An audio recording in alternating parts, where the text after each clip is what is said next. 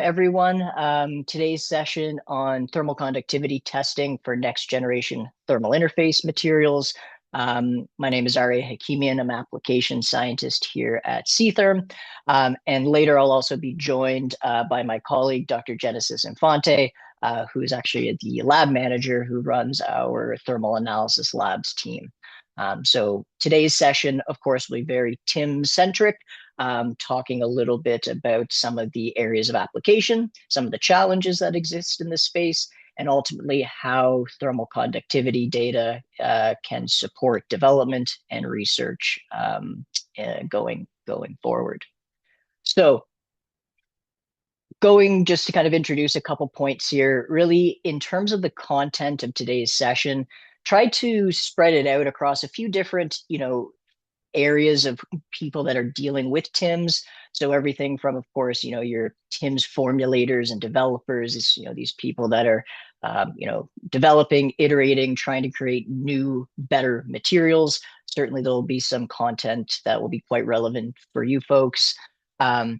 Maybe folks that are maybe more on the packaging or application side. So, the thermal packaging and thermal engineers that are taking these TIMs that have been developed and then properly integrating them into larger systems, evaluating performance in situ. Again, we'll have some content on that. And then also looking at some high level like QA, QC applications, technical data sheet validation teams, whether that's your responsibility on, the development side, or maybe if you're sourcing these materials, again, just having, that assurance that what you are purchasing or developing is actually up to par with what's expected. So a few different kind of areas in the TIMS umbrella that we'll be talking about here today. But also some kind of relevancy to, where are these materials being used? So, this is a little bit different from, some of the TIMs that the basic ones that are going into, let's say your iPhone or your laptop. These are, of course, still quite relevant, still very important to characterize. But of course, as the world advances, looking at everything from, the state of the world and kind of the political stage here, the defense industry, aerospace, there's quite a lot of efforts being put in into that space. eVTOL aircrafts, new advanced forms of transportation, humanoid robotics, AI chips development. They're very much on the cusp of some very interesting technologies being introduced to the market. But of course, for them to perform, the thermal management aspect has to be in and locked in place. So again, just as a little bit of flavor for us here today, some of these content pieces that we'll talk about will certainly be relevant to these various areas. And one thing just to maybe set the stage as well, in terms of, some maybe not necessarily challenges, but just considerations to be aware of here, especially when we're talking about, optimizing and developing materials. The data that we'll be talking about, it's more than just a number. Of course, that number does go on the technical data sheets, which is one area that is of quite high importance, but also looking at how can we leverage this data for things like accelerating your time to market, picking up on potential issues in the material development before you get to that point where it's gone into a production environment. And then, of course, you have to kind of scrap that and rework. We'll also be looking at various types of TIMs. This area has everything from, you can see them on screen, like pastes, solid, thin film type samples, adhesives, larger, more bulk style samples. And ultimately, each one of these has certain considerations. So how do we approach those? And again, these will be some points discussed. And then lastly, another really important one is your testing environment, being really representative of how this material is intended to be used, whether that's looking at some of the softer compressible materials, temperature testing, the extreme version of that, like cycling and aging the material to test lifetime performance. These, again, certain pointers will be highlighted throughout today's session. So All that being said, before we jump too far into it, just wanted to do a quick introduction to C-Therm, who we are, for folks that may be new to us on the call today. So C-Therm, we are a world leader in thermal conductivity instrumentation, specializing in non-destructive thermal analysis solutions. Really, the purpose and what we aim to do is simplify thermal conductivity testing for the materials of tomorrow. We do this through the advancement of transient-based measurements for thermal conductivity.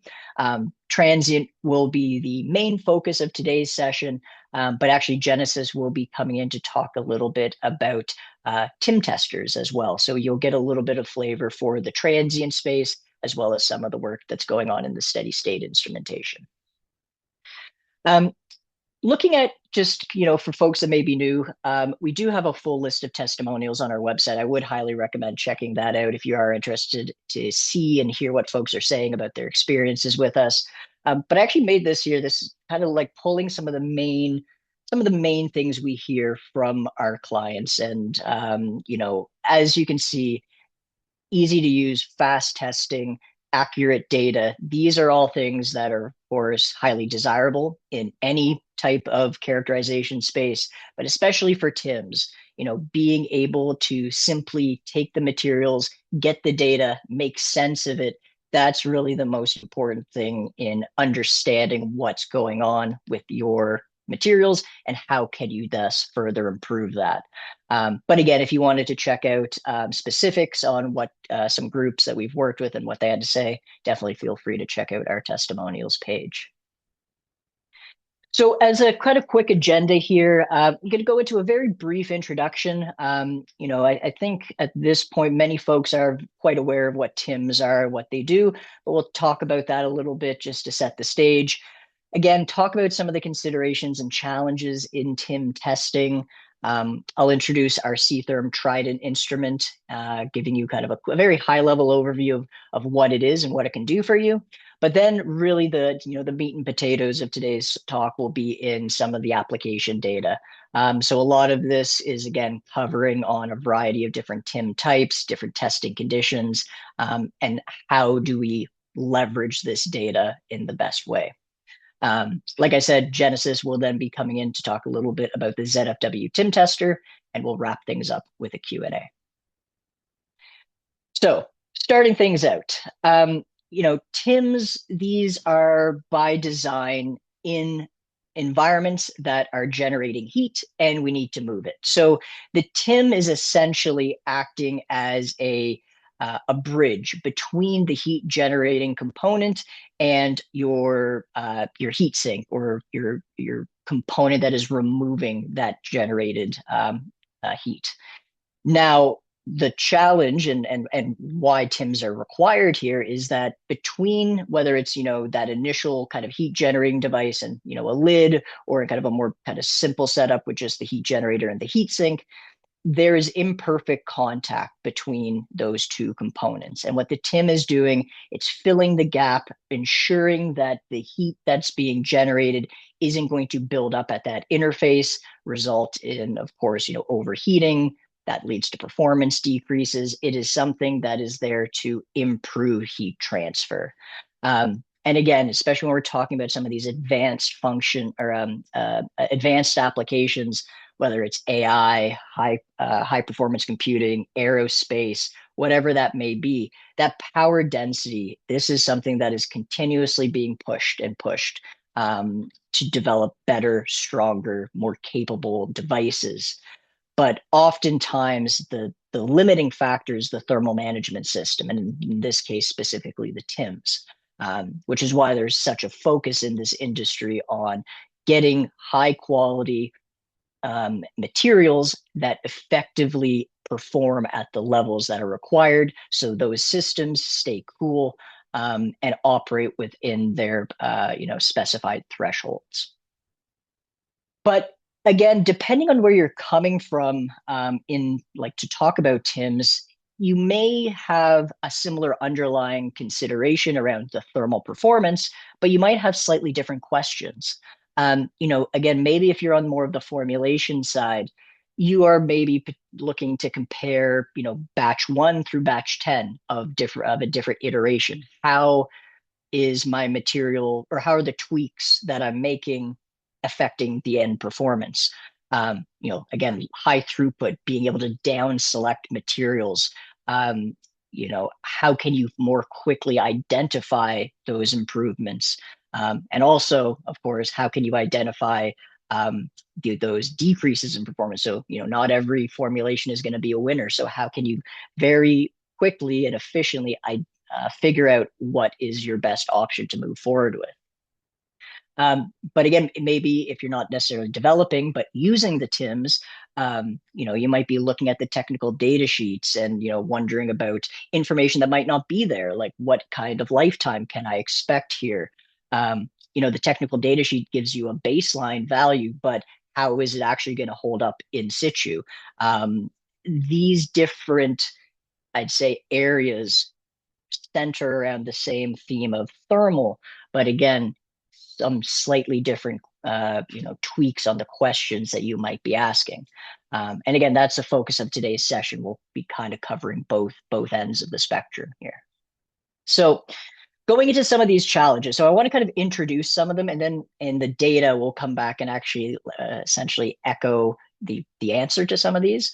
But there's basically four main considerations that I want to talk about at the very beginning here. The first one, and the one that I see time and time again come up, is filler dispersion. I was actually just over in the UK for a conference. The the the considerations around consistency, it comes up time and time again in North America, UK, Europe, throughout the world. This aspect is really, really important. And in TIMS, it is one that can sometimes not as easily be detected if you're not looking for it.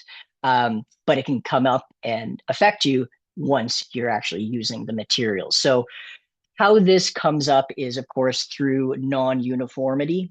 Maybe the fillers, which are what's really doing the heavy lifting inside of these TIMs, is maybe it's agglomerating or it's sedimenting to one side. This can, from a testing perspective, you could get differences in your thermal conductivities batch to batch.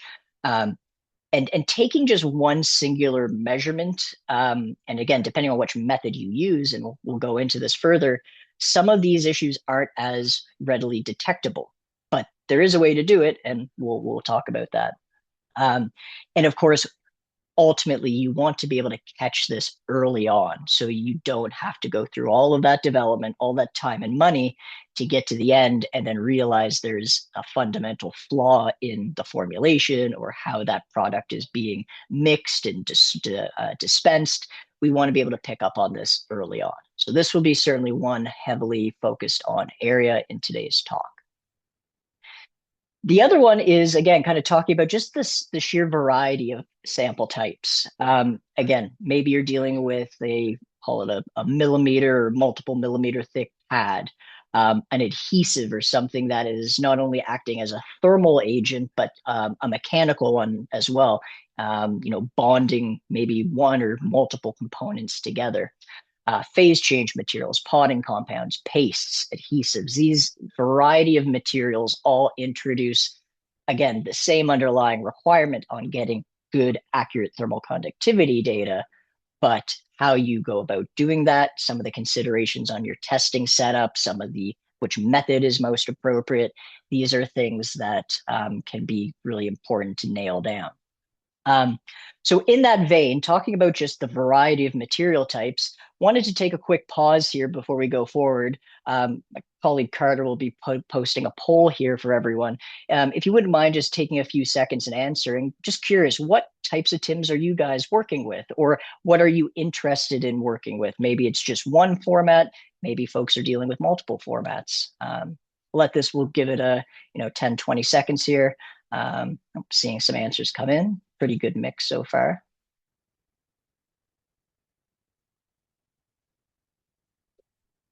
Okay.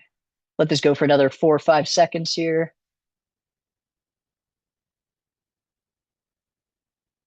All right. Wrap things up.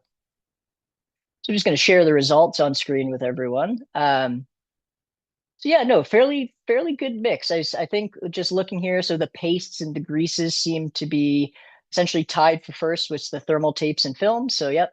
Some others here maybe be interested to hearing from folks maybe after the fact about kind of some of the other sample types that you're dealing with. But this really echoes back the kind of what I see when I'm chatting with folks in this space is, there isn't like one dominant type that's kind of most groups are working with. That it's really quite a variety. And again, maybe you're dealing with multiple formats too. So thank you everyone for sharing that. We'll keep going here. All right. So again, one of the other areas, and this is something again, depending on where you're at in the kind of the industry space, is the standards that these technical data sheets are spec'd against. They need to, of course, be able to hold up against independent validation. I describe them as your starting point. They are a very good baseline to work against, but it's really important to understand one, what method was being used in testing them, what conditions were used, and how does that affect results? Because again, there are kind of two main standards that are commonly referenced. The ISO 22007-2, which is the TPS or transient plane source method, and then ASTM D5470, which is the TIM tester. One thing, and I kind of had it here call it like the cheat code, just something to be aware of. And again, not saying this is plaguing the industry by any means, but one challenge that can come up is if you're expecting a thermal conductivity based on a technical data sheet and they aren't referencing a standard, that's a red flag for one. But if also very rarely do you get a high amount of information about the test setup. One of the things that I've seen is that really if you're over compressing a TIM, this is something that can artificially boost that thermal conductivity value. And in some applications, maybe that TIM is compressed by 50%, in which case that is the true performance that you should expect. But again, just really ensuring that apples to apples comparison is something that should be monitored. Kind of the saying here, trust but verify, right? Um, Kind of tying into that, but even more holistically, is general representative testing conditions. As you are varying compression, temperature. I've even seen some applications with humidity and saturation playing a role. These different variables can all come in and affect your results. So being able to, of course, know how you're testing the samples or how they were tested is going to really be quite important.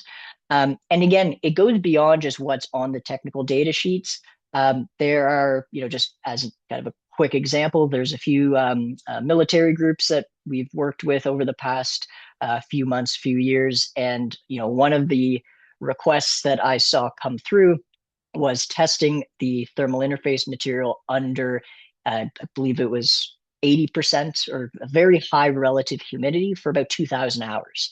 So that's data that you're not going to find on a technical data sheet anywhere. These are requests that, like I said, understanding your base performance, your room temperature data is very important, but then taking that a step further to really get a full holistic understanding of performance is going to be quite relevant to a lot of groups dealing with some of these more advanced applications. So wanted to kind of introduce our Trident platform. I've kind of mentioned some of the TPS and some of our transient methods, but wanted to give a little context to that. So Trident, this is C-Therm's flagship product. It's a modular system that brings together 4 different methods for thermal conductivity testing. In today's session, we'll heavily focus on the MTPS and the TPS methods. One area and kind of somewhat tangentially related to TIMS would be like AI data center cooling and heat transfer fluids. If you're coming maybe from that space or, kind of related to that space, the hot wire is one that we see quite often utilized there. We actually did a webinar 2 or 3 weeks ago with the company Soltex and the Center for Industrial Rheology. kind of focusing on that area of application. So we won't really be going into liquid cooling type applications here today. But if you were interested in checking out kind of some of that content, that's something that you can certainly find. I believe Carter's actually posting that in the chat right now. But this quote from Abraham Maslow here is one that we find really embodies the spirit of Trident. When all you have is a hammer, everything looks like a nail, right? So if you are locked into one tool or one method for testing, it may be very good at doing a specific function, specific sample type, a specific condition, but it doesn't necessarily guarantee it's going to work for everything, right? Something that tests a rigid solid may not be quite as applicable for a low viscosity liquid, as an example, right? So with Trident, again, it gives you more of that toolbox style approach to really pick and choose the best method for the task at hand. Um, we do have a full method selection guide, again, available as a free resource download. It's a really nice content piece that goes over all of the methods that we have on Trident, as well as other methods that exist in the industry. So whether you're very new to this space and you're just looking to get some nice reading material, or again, maybe you've been working in the space for a while, but just kind of seeing kind of what's out there. This was updated towards the end of last year, so it is quite up to date. Definitely feel free to check that out. A lot of good information there on the different methods and applications in this space. And speaking of applications, so this is, like I said, this is really where we're going to go into some of the core content here today and kind of address some of those considerations and challenges that we just referenced earlier on. So as we're going through this, I'm going to start here with some information about our MTPS. So the modified transient plane source, you can kind of see a picture of what it looks like here. This is C-Therm's patented single-sided sensor design. It's exclusively available on the Trident thermal conductivity instrument. It is a device that can do both thermal conductivity and a related property, which is thermal effusivity, and the thermal mapping, capable of thermal mapping. So this is the first example we're actually going to go into. And if you're not familiar with what I mean by this, we're going into that right now. So when we talk about thermal mapping is really touching on that aspect of consistency of that filler. The image that I'm showing here is, I would say, a very exaggerated example. It's a transparent sample, so we can actually see visually the non-uniformity that's present. But this is, I'd say, the exception to the rule. You are most often dealing with opaque materials or samples that you just can't visibly detect if it's consistent or not. So what can we do? Well, with the MTPS being single-sided, relatively small active area of about 18 millimeters, we can actually physically move the sensor around and place it at different locations across a material. And you're getting a local and directionally dependent measurement at that point. And what this then allows for is quite simply a map or a thermal map of the effective thermal conductivity at each point. And as we can see in this example here, as you would expect based on the image and the picture here, quite large differences at each location. But we can tie that again to the specific area and if there is high filler or low filler at that location. So being able to pick up and detect these samples or these issues as you're iterating and developing, you're essentially using this not just as a thermal conductivity value, but it's a tool for rapidly optimizing and iterating on your formulations. Again, using this as well as in like QA/QC applications, certainly some experience with that as well. But by and large, highly geared towards especially folks that are doing, again, that development and formulation work. I wanted to quickly just kind of show a few different resources here. These are either past collaborations or guest webinars covering a variety of different areas. You kind of see some of the groups' names on screen, but this type of thermal mapping is used for, quite commonly in the TIM space, the silicones, the automotive adhesives. We've even seen it for applications in insulation and aerogels. And somewhat related is inline testing capabilities. It's not quite the thermal mapping, but it's still under the same vein of ensuring material consistency.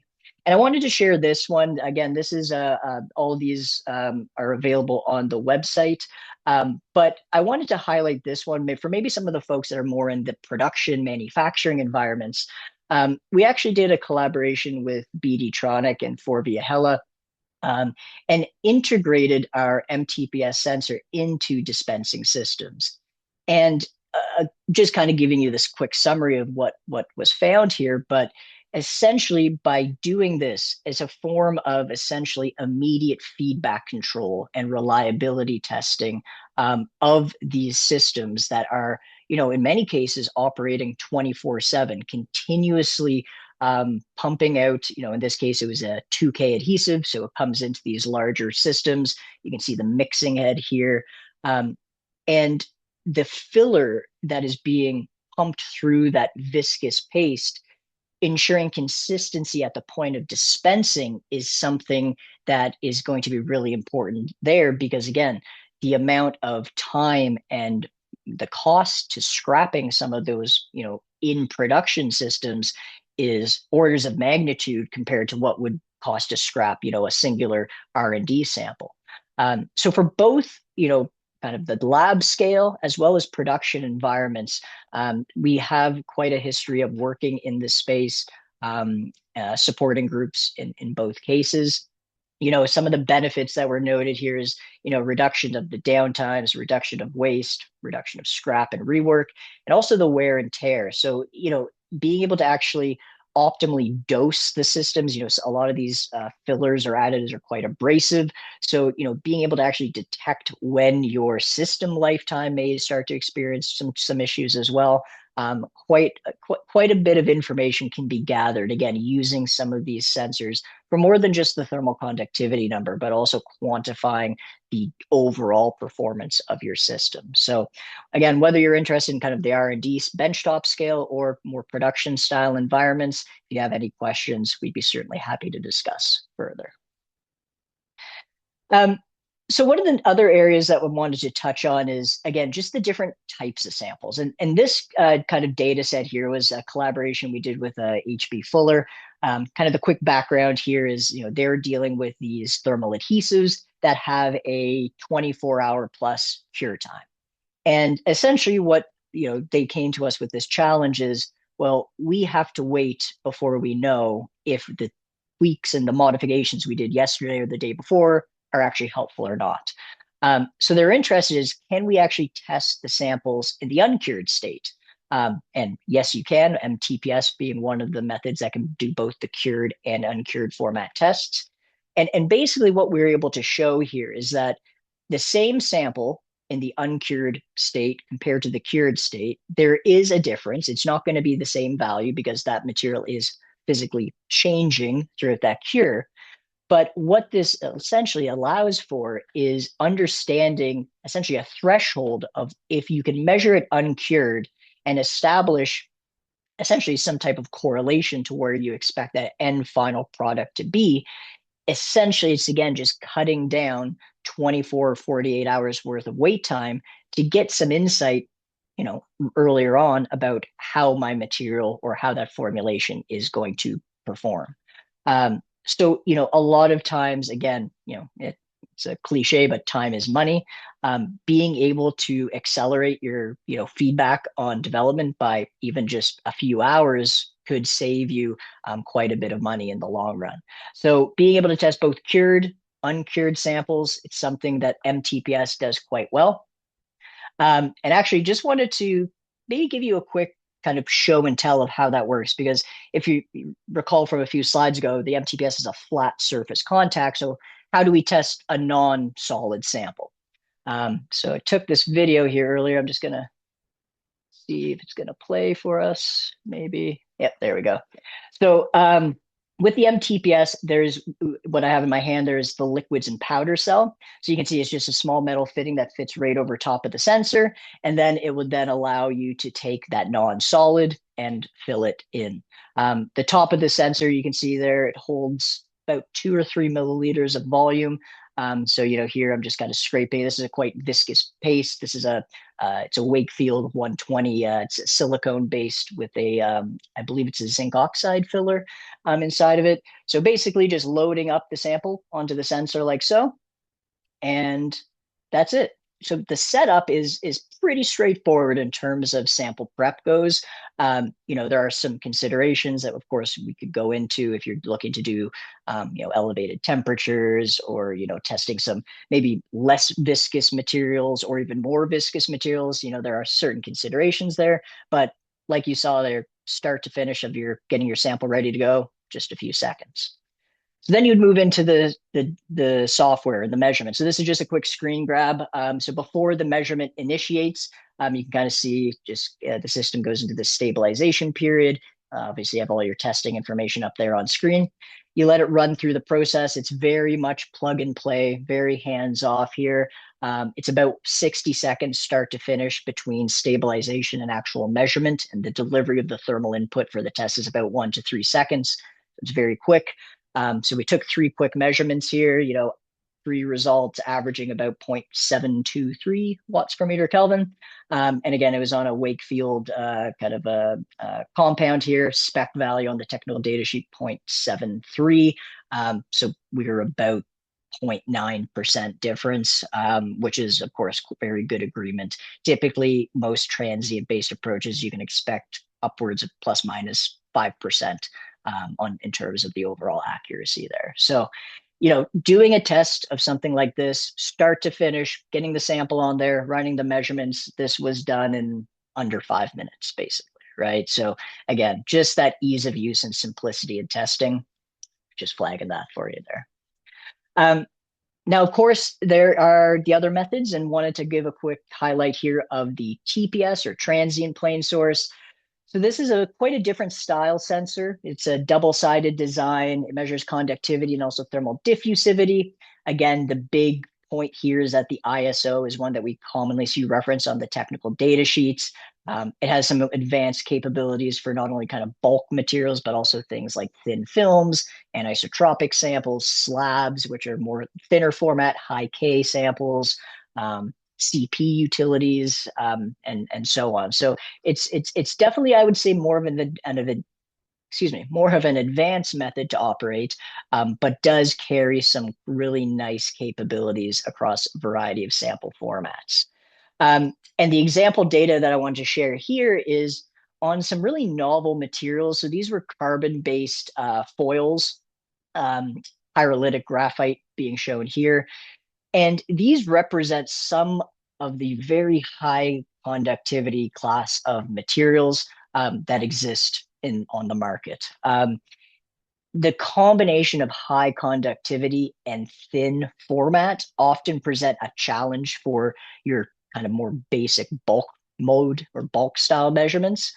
But again, with the TPS, with some of the advanced utilities, specifically the slab utility, it provides a path forward to be able to address these. So this was a collaboration. So HPMS Graphite provided the samples. We did some testing here. And as you can see, getting values upwards of 1800 watts per meter Kelvin is certainly, quite high. And interestingly, I was, kind of mentioned, just got back from the UK at a conference. I was recently down in the US, and there was a company that was specifically talking about why these carbon-based TIMs are really valuable. A lot of it has to do with obviously the thermal performance that they offer, but also the structural integrity and the consideration around servicing. Again, okay, didn't expect that. There you go. So some of the applications where how can you deal with materials or products where you can't readily service them, whether that's unmanned vehicles, space exploration, satellites. There are some more basic ones too. He made reference to some of the street lights. You don't want to have to regularly service those. They all have thermal management considerations. So one area of application that he was saying is very relevant to their group is some of these, again, very, very challenging to service or not possible to service, where you need extended quality and lifetime performance. So Again, just kind of a little tidbit there from, I'd say, some of the industry knowledge that I've gathered over the past couple months. But yeah, definitely some really interesting things going on in some of these more advanced material spaces. So again, whether you're testing solids, pastes, conductive thin samples, these different types of materials can introduce relevant considerations to which method is most appropriate. And of course, on the transient class of instrumentation, minimal sample prep, these are fast, non-destructive, that can accommodate quite a wide variety of TIM types. Oh, there goes that animation again. um, so, thermal conductivity and your setup. So compression. Like I said, over compressing a sample is something that can artificially inflate the value if that's not how it's intended to be used in application. This was some test data we collected on both a silicone and a non-silicone TIM using the TPS. Looking at, it's with respect to deflection here, kind of just another way of looking at your compressibility or your sample thickness. But as you increase essentially that applied force load, you're densifying that material, you can see how that thermal conductivity value can shift. So depending on which group we're looking at, this resulted in a 16 to 43% increase to that thermal conductivity value. So again, it's not that one, like this state or this state is better than the other. It's just ensuring that you are testing it in a way that's representative of that application. And again, on a technical data sheet, if not otherwise specified, you would expect for many of these contact-based measurements, there is some amount of applied force that is needed. Certain standards and areas will specify as maybe a minimum or a certain range that is required. But the more information you have, the better equipped you will be to make those decisions. And again, kind of another interesting chat I had with someone recently was, kind of in that space here about like what compression is right. And like I said, it depends. And one of the really cool applications that I've been kind of monitoring a bit is some of these humanoid robotics. We've had the fortune to work with some of these companies that are developing these types of systems. But as you can imagine, these are very dynamic, very complex, again, cutting edge of what's going on in the space right now. But depending on maybe what area of that robot that you're working on, that can indicate or dictate some of those considerations. The chest cavity is actually where most of the computing power is. It's not in the head. The head is actually more like where the optics and the kind of the sensors are. A lot of those, that high thermal load computing instrumentation is in the chest cavity. So, more of a relatively static location, maybe more equipped to deal with some of the more rigid sample types, but again, needing high thermal heat dissipation. Now, maybe in some of the peripheral areas, maybe some of the limbs or some of these joints that are moving, there is going to be some heat developed. They might not be to the extreme level as like the central area where the main compute power is, but the materials that are going to go into that space will be quite likely quite different.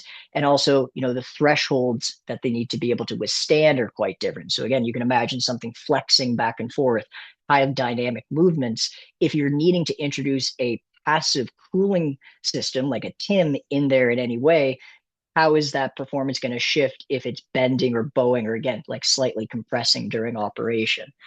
So again, just some considerations to keep in mind as as you're working with or developing these samples. Little things that you might not think about can be very important to certain groups that are working in this area of application. And then lastly, the last thing I'm going to kind of just wrap up my section here, but is on technical data sheets.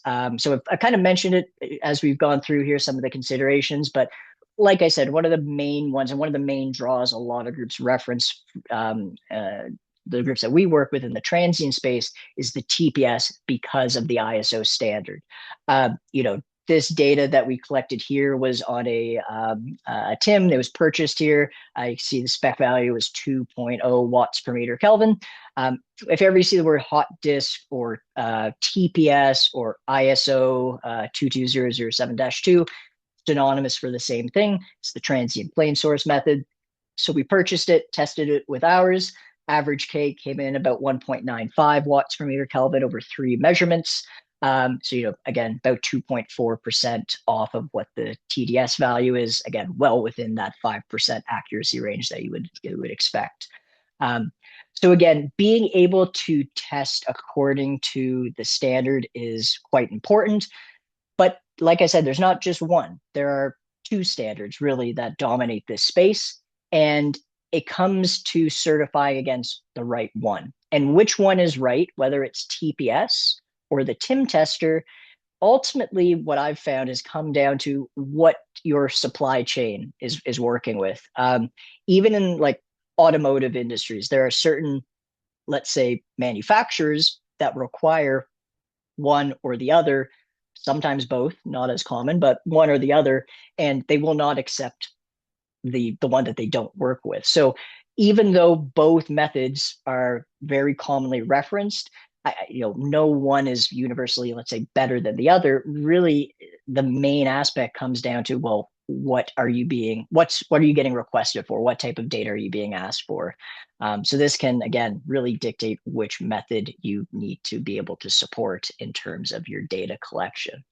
But this leads us into a nice segue, I think, to the TIM tester. So I invite Genesis on screen here, and he'll take us through some of this content. All right. Hello, everybody. Um, okay, so thank you, Arya, for the introduction. So I'll be covering some of the topics about the TIM tester, specifically based on the ASTM D5470. Talking more about the instrument itself and also the direct outputs and what kind of the typical value you can get from this type of measurements.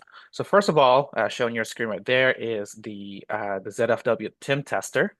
You can see that there is that hot plate, cold plate type instrumentation right there.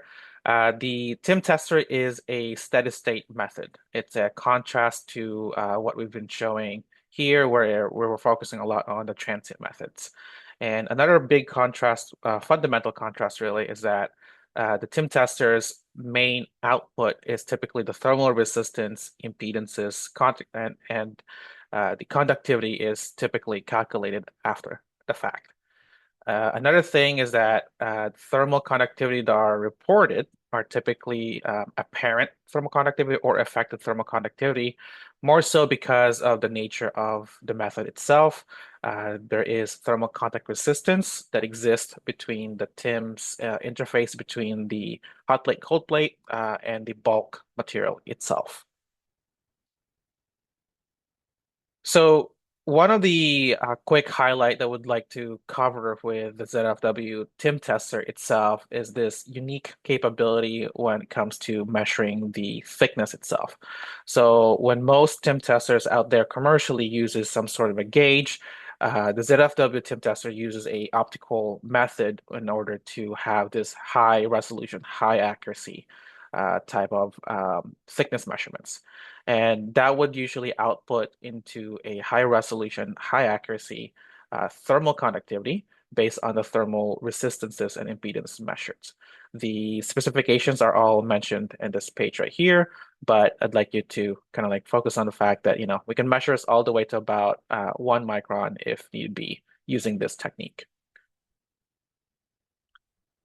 So shown in this video, if I can just play it for us, is typically what I would, expect it for a practical run. Oh, it did it. I think it's frozen, Arya. Yeah, Um, technical difficulties. Give you.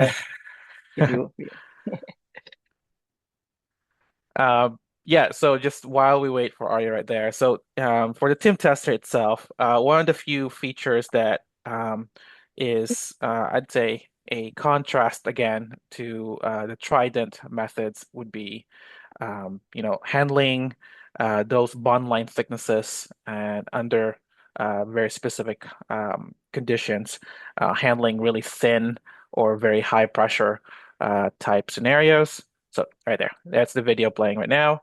So you can see here, we're testing a paste between those hot plate, cold plates. And what will be shown in a bit right here would be the camera or the optical method that I've been mentioning. And how this camera is measuring is that it monitors the shadow between the bar located by the hot plate, cold plate. This is the typical UI right here. You can see that the bond line thickness is currently measuring at 17 micron with this particular paste that we're testing. And we're doing a cyclical testing where we're applying low pressure, high pressure, so going up and down right there. And you can see the change of the apparent thermal conductivity and the thermal impedances as a function of that change in pressure. And this is just the direct output of the uh, camera itself. So that would be what I would say, a typical run for some of our TIM testing done in-house. Now, what I would like to cover here is, I would say there's typically two modes that we would approach when it comes to TIM testing using the TIM tester. Usually, either you would define or control the gap, so that you predefine the gap that you would like to target. And why is that important? In this case, we're testing a soft paste, so very low elasticity material. They will readily deform once we apply pressure itself, right? And one of the important notes here is that, you can see here as a function of the specific gaps, we can map out both the thermal conductivity and the thermal impedances, and they have all this linear correlation right there.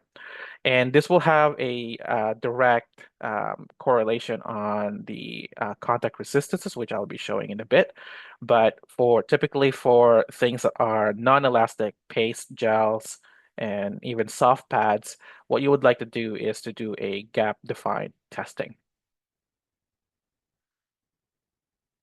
So contrast to that, if you have gap pads or any TIMs that are more on a stiffer side of things, even with ceramics, even with glasses, you'll be looking at controlling the applied pressure instead. So pressure defined testing. So in this case, we have this really stiff gap pad, and what you're seeing here is that now the behavior of the thermal properties as a function of surface pressure differs by quite a bit. So you can see that the impedance continues to decline while the apparent thermal conductivity more or less remain the same. And what it's showing here is that as you're applying more of that pressure, what you're doing is that you're removing the contact resistance between the interface here. So you're getting closer and closer to that bulk property as possible. But one caution here is that if we do the reason why we're doing pressure defined instead of gap defined is that if you predefine a gap using with stiff materials, and it's not exactly possible because it's just so elastic and it's just very resistant to that pressure applied, what you're going to start seeing is that you're either going to have to deform or artificially deform the material itself, or you end up reaching the maximum limits of the TIM tester itself. So it's easy to kind of but overall, what you're seeing here is essentially the relationship between applied pressure and contact resistance itself. And exactly what is that contact resistance? Is that it's basically just that applied resistance, or sorry, the resistance at the interface between the bulk TIM material itself and the hot plate, cold plate sources that for the TIM tester. And it is possible to calculate and even remove the contact resistance and isolate the bulk thermal conductivity. And the standard defined by the ASTM standard is that you map out You use the same material, but you use different with different thicknesses, but you apply the same pressure to maintain the same contact quality across the same material, and then you map out that thickness against the thermal impedance. And what you see here is a linear regression. The slope itself is directly related to your bulk thermal conductivity, and the y-intercept is effectively your contact resistance. So that's usually how you would approach that. So now I'd like to give back to Arya here. So if you have any more questions, we could have a bit more of a deep dive later on. I'll have a more in-depth webinar in a couple weeks covering the TIM tester specifically. Perfect. Thank you, Genesis. Yeah, folks, just kind of as we're going towards the end here, wanted to kind of get again just some maybe more feedback from you guys. How are you guys collecting your thermal conductivity data? Um, so we're kind of seeing some results come in. Again, I'll let this go for another 20 seconds or so.